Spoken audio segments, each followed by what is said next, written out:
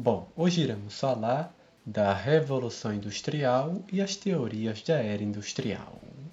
Vejamos aqui. Revolução Industrial. Revolução Industrial e o capitalismo. De fato, o casamento que deu certo, querendo ou não. Ao conjunto de transformações técnicas e econômicas que colaboraram na consolidação do capitalismo como modo de produção, observadas a partir da segunda metade do século XVIII na Inglaterra, chamou-se Revolução Industrial. Ao longo do século XIX, esse efeito expande-se para os demais países europeus, para os Estados Unidos e para o Japão. A substituição das rústicas ferramentas por engenhosas máquinas movidas a vapor na confecção de produtos manufaturados e eliminação do artesanato como modo de produção foram importantes características da Revolução Industrial. Com a concentração dos meios de produção, ou seja, as máquinas, fábricas, matérias-primas, etc., formou-se uma rica burguesia industrial, ao passo que a grande maioria nada possuía além da mão de obra e da prole. Justamente vem daí o termo proletariado, ou seja, os miseráveis operários que trabalhavam nas indústrias. De fato, né? Muito bem. A Inglaterra e o pioneirismo industrial. Fatores que favoreceram a Inglaterra como a primeira nação a realizar a Revolução Industrial. Acúmulo de capitais, com a tradição manufatureira e pirataria. Capitalismo no campo, ou seja, com a nobreza aliada à burguesia. Crescimento populacional, que de fato era a reserva de mão de obra, uma população abundante, e a posição geográfica. Além de ser uma ilha, o país possuía reservas de ferro e carvão mineral. Tá aí os ingredientes do sucesso inglês na Revolução Industrial. Muito bem. Fases da Revolução Industrial. Primeira fase. A primeira fase vai de 1760 a 1860 aproximadamente. Mas só para ficar de uma forma mais didática. Vejamos aqui. Período que foi limitado à Inglaterra, marcada pelo desenvolvimento das indústrias têxteis de lã e algodão, junto ao aperfeiçoamento e expansão da máquina a vapor. E a segunda fase, que vai de 1860 a 1900. Período de expansão para países como a França, Bélgica, Alemanha, Suíça, Holanda, Estados Unidos e Japão. A utilização do aço, do petróleo e da energia elétrica, a invenção do motor à explosão e o desenvolvimento da indústria química foram os principais fenômenos desse período. De fato, Agora veremos as consequências sociais da Revolução Industrial. Na intenção de tornar seus produtos competitivos e aumentar seus lucros, a burguesia industrial pagava baixos salários e expunha seus operários a exaustivas jornadas de trabalho. Como consequência, péssimas condições de vida e altos índices de acidentes de trabalho. Os operários moravam em cortiços sem mínimas condições de higiene, locais ideais para a propagação de epidemias. Essa situação provocou inúmeros conflitos entre patrões e empregados. Os primeiros controlavam o Estado e consideravam a questão trabalhista caso de polícia. Os segundos começaram a se organizar em associações e sindicatos de classe e usavam a greve como principal arma. Muito bem. E já que eu falei dos sindicatos, vamos falar do movimento sindical. A primeira tentativa de organização sindical ocorreu na Inglaterra e foi liderada por Ned Ludd. Contudo, o caráter ingênuo do movimento ludista, como ficou conhecido, refletido no ato de quebra das máquinas, pois eles achavam que eram elas as responsáveis pela miséria, levou as autoridades inglesas a reprimi-lo violentamente. Apesar da repressão, o movimento operário continuou. Em 1838, um grupo de trabalhadores ingleses redigiu uma carta de intenções e a enviou às autoridades. Essa atitude espalhou-se e recebeu o nome de movimento cartista. As reivindicações básicas eram: jornada de trabalho de 8 horas, salário mínimo, descanso semanal e férias remuneradas, e as leis trabalhistas. Com o tempo, o movimento operário, aos poucos, foram conquistando direitos. De fato, né?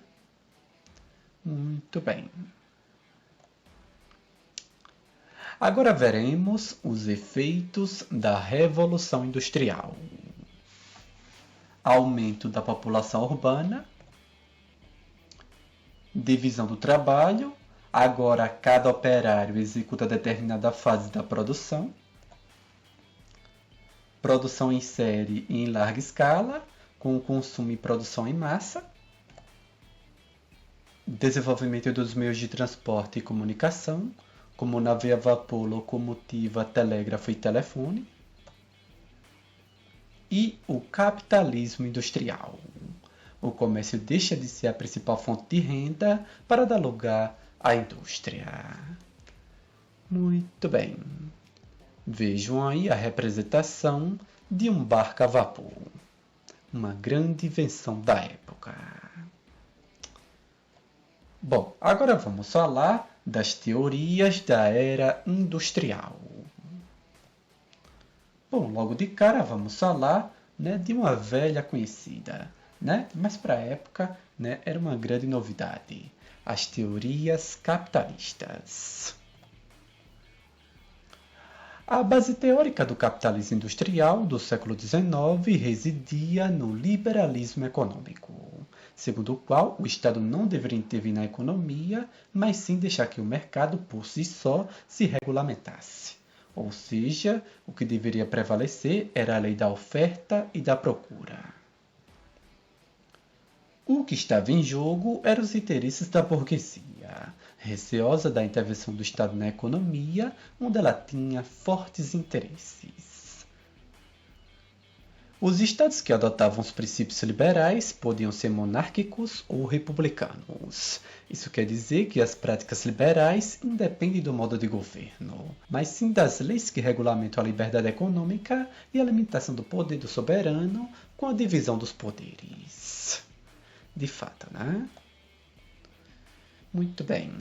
Vejam aí a representação do grande Adam Smith, que viveu de 1723 a 1790.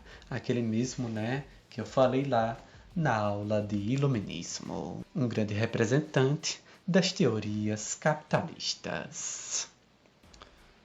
Muito bem. Agora vamos falar das teorias sociais. Em oposição ao liberalismo burguês, surgiu o socialismo. Ao contrário do individualismo liberal, o socialismo preconizava a igualdade entre os homens. Procurava formas de dividir melhor as riquezas. Será que deu certo? Vamos lá. Vamos falar do socialismo utópico. Por não apresentar condições reais para realizar as propostas que defendia, essa corrente socialista foi chamada de utópica. Na verdade, os socialistas utópicos idealizavam uma sociedade perfeita em que imperavam a paz, a prosperidade e a harmonia. Principais socialistas utópicos. Quais foram, Saint-Simon, que viveu de 1760 a 1825. Acreditava na possibilidade de uma vida harmoniosa entre as diversas camadas sociais. Para ele, o governo deveria ser composto por cientistas, artistas, operários, industriais e banqueiros. Interessante, né? Agora vamos falar de Charles Fourier, que viveu de 1772 a 1837. Vejamos aqui. Ele colocou em prática na sua fábrica as teses que defendia. Reduziu as jornadas de trabalho, aumentou salários e proporcionou ensino gratuito. Por causa das dificuldades de sua época, suas tentativas foram malogradas. Muito bem. Vejam aí o famoso Saint-Simon, que viveu de 1760 a 1825, e o Charles Fourier, que viveu de 1772 a 1837. Muito bem. Agora vamos falar do socialismo científico. Bom, na segunda metade do século XIX, dois pensadores, legitimados por volumosos estudos científicos escritos, se destacaram a propor as condições reais para a realização da igualdade social. São eles Karl Marx, que viveu de 1818 a 1883, e Friedrich Engels, que viveu de 1820 a 1895. Bom, para eles, o socialismo se concretizaria a partir da tomada do poder pelos operários, única classe social capaz de realizar a verdadeira revolução nos meios de produção. A burguesia seria desapropriada de seus bens, deixando de existir como classe social, e o Estado seria encarregado da distribuição de seus bens na sociedade. As teorias do socialismo científico muito influenciaram o movimento operário dos séculos XIX e XX. Até os dias de hoje, essas teorias têm seus adeptos. Muito bem. Vejam aí o famoso Karl Marx, que viveu de 1818 a 1883, e o Friedrich Engels, que viveu de 1820 a 1895. Muito bem. E para fechar, vamos falar do anarquismo. Bom, as teorias anarquistas defendiam, além da eliminação da burguesia como classe social, a total eliminação do Estado. Acreditavam os anarquistas que, com a organização dos trabalhadores, a existência do Estado seria desnecessária, pois o mesmo era controlado pela burguesia. Em finais do século XIX, o movimento sindical recebeu ampla força do anarquismo, ou, para alguns, comunismo libertário. E se vocês forem observar, né, é de fato um comunismo libertário. Seus principais pensadores foram Mikhail Bakunin, que viveu de 1814 a 1876, Pierre Proudhon, que viveu de 1809 a 1865, e Kropotkin, que viveu de 1842 a 1921. Vejam aí o maior pensador anarquista de todos os tempos, Mikhail Bakunin, que viveu de 1814 a 1876, considerado por muitos, né, um grande radical anarquista. No caso, né, ser anarquista já é radical, né? Ele era mais ainda. Muito bem. Então foi isso. Hoje falamos da Revolução Industrial e as teorias da era industrial. Muito obrigado, valeu e falou!